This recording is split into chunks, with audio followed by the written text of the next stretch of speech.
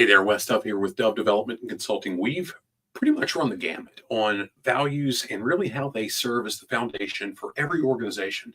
We've most recently talked about how laying that foundation with those values really requires us to put simple practices in place, provide a consistent example for every team member to watch. And we've most recently really started working through how we can create a legacy through those values. And we do it through sustainable but high expectations. What we're going to do now is really look at how any expectation that we set for a team member, if we don't build accountability into that process, it's just empty talk. It's meaningless. And so many times that talk that's cheap, it just falls on deaf ears because nothing's holding them accountable. Now, what we're going to do as we look through this is we're going to talk about how we can start by building that accountability. And I give a scenario, if you dig into this in full detail, of how, gosh, how many times have we been in a grocery store? And I pick on Walmart a little bit because that's where people are familiar with. And we see that unruly child and how they're just throwing a fit and they're doing what they want and they're not being held accountable. And it's telling us that, hey, this isn't just now, this is systematic.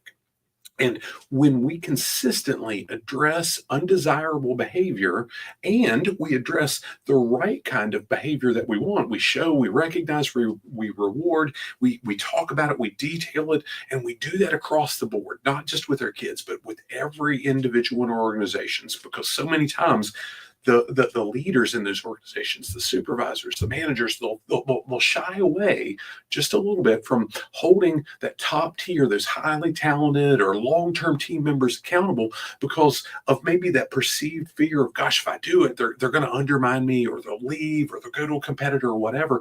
When in reality, if we don't do it, we're showing everybody else that this is really acceptable behavior, and it's okay if you do it too. Now, we've got to do it with a positive approach. I've talked about this over and over and over with supervisors, managers, executives, owners, whatever. It's not about going immediately to cracking the whip, disciplinary action, termination, whatever. It's usually just defining, hey, this is what's necessary, or hey, this is exactly what I'd hoped you'd be doing. Thanks for doing it that way. It's usually a conversation, but if we don't do that, then it creates a habit in a bad way. But when we do, my goodness, when we recognize the right behavior, recognized behavior gets repeated, right? We've looked at that a few times in this process.